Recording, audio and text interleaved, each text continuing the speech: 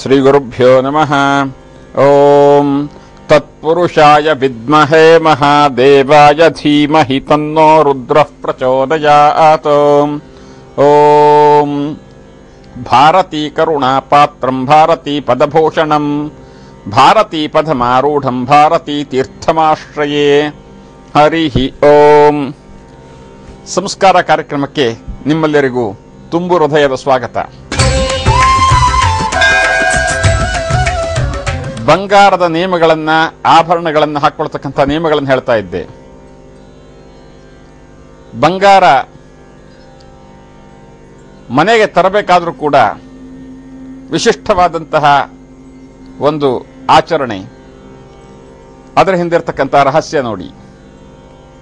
ಸಾಧಾರಣವಾಗಿ ಶುಕ್ರವಾರ, ಮಂಗಳವಾರ ಬಂಗಾರ ಮನೆಗೆ ತರೋದಕ್ಕೆ ಬಹಳ ಪ್ರಶಸ್ತವಾದಂತಹ ವಾರಗಳು.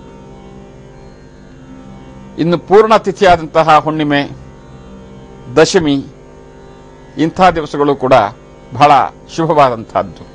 ಆದರೆ ಆ ಬಂಗಾರ ಮನೆಗೆ ತರಬೇಕಾದ್ರೆ ಮುಖ್ಯವಾಗಿ ಮನೆಯ ಗೃಹಿಣಿಗೆ, ಯಜಮಾಂತಿಗೆ ಸಂಪತ್ತಾರೆ, ಕ್ಷೇಮತಾರಿಯಾಗಿದ್ರೆ ಬಹಳ ಶುಭ ತರತ್ತೆ, ಶುಭವಾಗತ್ತೆ ಅಂತಕ್ಕಂಥದ್ದು ಅನುಭವ ಸಿದ್ಧಾಂತ. ಇನ್ನು ಬಂಗಾರವನ್ನ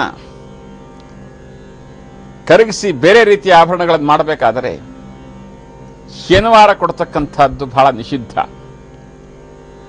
ಶನಿವಾರಕ್ಕೆ ಅದರದ್ದೇ ಆದಂತಹ ಒಂದು ಮಹತ್ವ. ಜೊತೆಗೆ ಶನಿವಾರ ಸ್ಥಿರವಾರ ಅಂತ.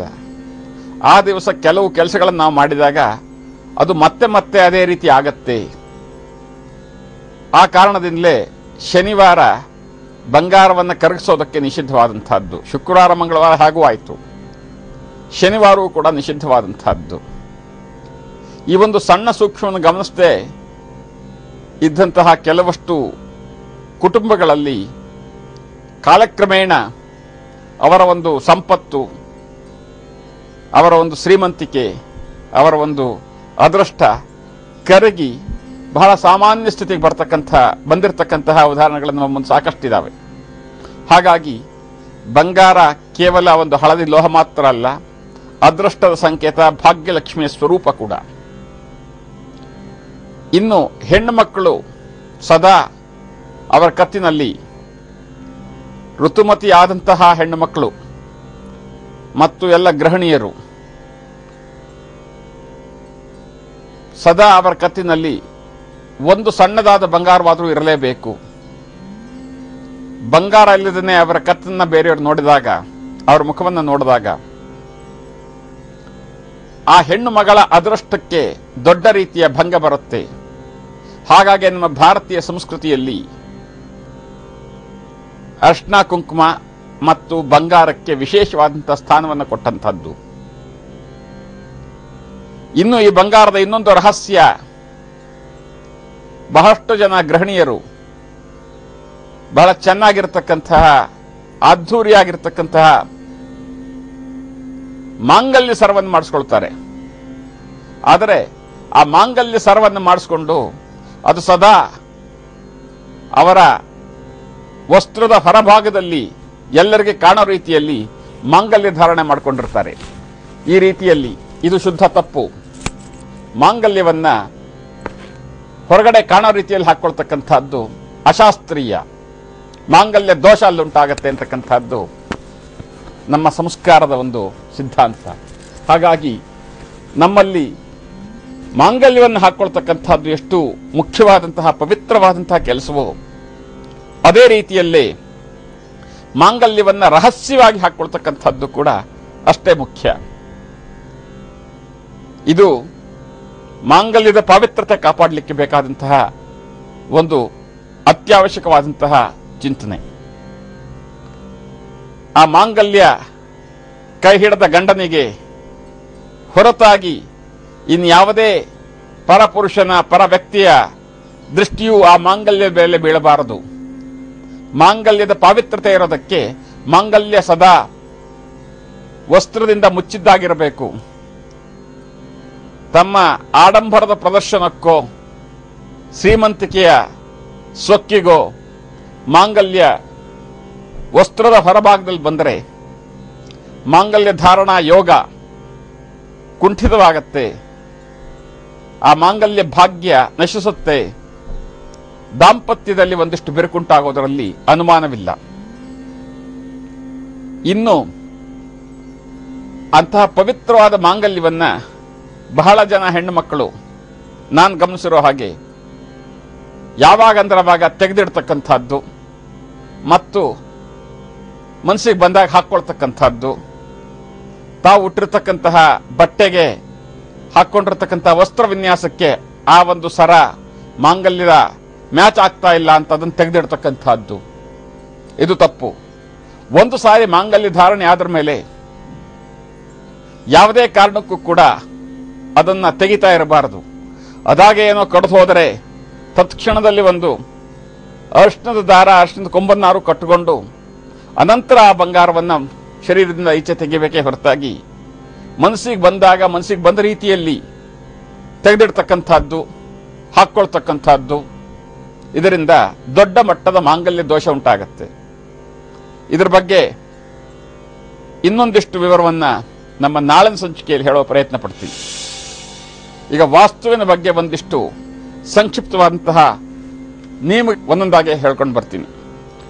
ಮುಖ್ಯವಾಗಿ ಆಪ ಸರ್ವಸ್ಯ ಭೇಷಜಿ, ನೀರು, ನೀರಿನ ಸೆಲೆ ಹೇಗಿದೆ ಅಂತಕ್ಕಂಥದ್ದನ್ನು ಗಮನಿಸೋಣ. ಬಾವಿ ಮತ್ತು ಬೋರಿಂಗ್ ಇರಬಾರದಂತಹ ಜಾಗ ಯಾವ್ಯಾವುದು? ಯಾವುದೇ ಪರಿಸ್ಥಿತಿಯಲ್ಲೂ ದಕ್ಷಿಣದಲ್ಲಿ ಬಾವಿ ಇರಬಾರದು, ಬಾವಿ ತೋಡಬಾರದು. ಅದು ಮಹಿಳೆಯರ ದುರ್ಮರಣಕ್ಕೆ ಕಾರಣವಾಗುತ್ತೆ. ಬಾವಿ ಅಂತಂದ್ರೆ ಬೋರ್ವೆಲ್ ಕೂಡ ಬಾವಿಯ ವ್ಯಾಪ್ತಿಗೆ ಬರುವಂತಹದ್ದು. ಭೂಗರ್ಭ ಜಲ. ಇನ್ನು ಪಶ್ಚಿಮದಲ್ಲಿ ಬಾವಿಯನ್ನು ತೋಡುವುದರಿಂದ ಅದು ಪುರುಷರ ಅನಾರೋಗ್ಯಕ್ಕೆ ಮತ್ತು ಆರ್ಥಿಕ ಮುಗ್ಗಟ್ಟಿಗೆ ಕಾರಣವಾಗುತ್ತೆ.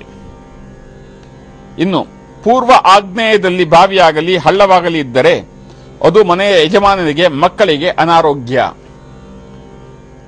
ಅಗ್ನಿ ಭಯ ಮತ್ತು ಕಳ್ಳಕಾಕರ ಭಯ ಆ ಮನೆಗೆ ಸದಾ ಇರುತ್ತೆ. ದಕ್ಷಿಣ ಆಗ್ನೇಯದಲ್ಲಿ ಬಾವಿ ಇದ್ರೆ ಆ ಮನೆಯ ಹೆಂಗಸರು ಅನಾರೋಗ್ಯದ ಪಾಲಾಗಿ ಆರ್ಥಿಕ ನಷ್ಟ ಮತ್ತು ಹೆಂಗಸರಲ್ಲಿ ದುರಭ್ಯಾಸ ಪ್ರಾಪ್ತಿ. ಇದಿಷ್ಟು.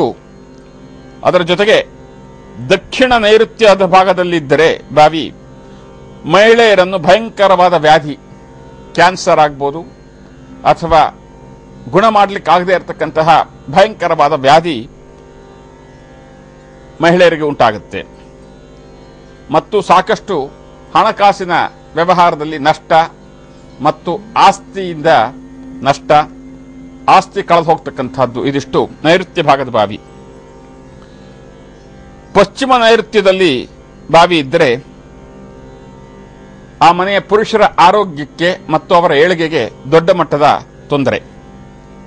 ಉತ್ತರ ವಾಯುವ್ಯದಲ್ಲಿ ಬಾವಿ ಇದ್ದಾಗ ಶತ್ರುಗಳ ಕಾಟ, ನೆರೆಹೊರೆಯವರಿಂದ ಸಾಕಷ್ಟು ಕಿರಿಕಿರಿ ಸದಾ. ಹೆಂಗಸರಿಗೆ ಅಲ್ಲಿ ಸುಖ ಶಾಂತಿ ಅಂತಕ್ಕಂಥದ್ದಿರೋದಿಲ್ಲ ಮತ್ತು ಸವತಿಯ ಪ್ರಾಪ್ತಿ. ಇದಿಷ್ಟು ಒಂದು ಬಾವಿಗೆ ಇರಬೇಕಾದಂತಹ ಕನಿಷ್ಠ ವಾಸ್ತು ನಿಯಮಗಳು. ವಿಶೇಷವಾದಂತಹ ಸಿಹಿ ಸುದ್ದಿ ಏನಪ್ಪಾ ಅಂತಂದ್ರೆ, ನಿಮ್ಮ ಎಲ್ಲ ತರದ ಅನಿಸಿಕೆಗಳು, ಪ್ರಶ್ನೆಗಳು, ಅನುಮಾನಗಳು, ಅಭಿಪ್ರಾಯಗಳನ್ನ ನಮಗೆ ನಿಮ್ಮ SMS ಮುಖಾಂತರ ತಿಳಿಸ್ತಕ್ಕಂತಹ ಒಂದು ವ್ಯವಸ್ಥೆ ಕಳೆದ ಸುಮಾರು 1 ತಿಂಗಳಿಂದ ನಡೀತಾ ಇದೆ. ಇನ್ನೊಮ್ಮೆ ಆ ನಂಬರ್ ಅನ್ನು ಹೇಳ್ತೀನಿ, ದಯಮಾಡಿ ಗಮನಿಸಿ. ತಮ್ಮಲ್ಲಿ ಇರತಕ್ಕಂತಹ ಯಾವುದೇ ತರದ ಅನುಮಾನಗಳು, ಪ್ರಶ್ನೆಗಳು, ಅಭಿಪ್ರಾಯಗಳನ್ನ SMS ಮುಖಾಂತರ ತಿಳಿಸಬಹುದು. ಅದಕ್ಕೆ ನಾವು ತತ್ಕ್ಷಣದಲ್ಲಿ ಸ್ಪಂದಿಸ್ತಕ್ಕಂತಹ ಪ್ರಯತ್ನವನ್ನು ಪಡ್ತೇವೆ. SMS ನಂಬರ್ ಈ ರೀತಿಯಾಗಿದೆ: 56006449. ಇನ್ನೊಮ್ಮೆ ಹೇಳ್ತೇನೆ, ಕೇಳಿಸ್ಕೊಳ್ಳಿ. 56006449. ಇದಕ್ಕೆ ಸಂಸ್ಕಾರ ಅಂತ ಹೇಳಿ ಟೈಪ್ ಮಾಡಿ ಸ್ಪೇಸ್ ಕೊಟ್ಟು ಈ ನಂಬರಿಗೆ ನಿಮ್ಮ ಸಮಸ್ಯೆಗಳ ಏನಿದೆ, ಪ್ರಶ್ನೆಗಳೇನಿದೆ ಕಳಿಸೋದ್ರಿಂದ ಉತ್ತರ ಹೇಳ್ತಕ್ಕಂಥ ವ್ಯವಸ್ಥೆ ಮಾಡ್ತೀವಿ. ಸಮಸ್ತ ಸನ್ಮಂಗಳಾನಿ ಭವಂತು.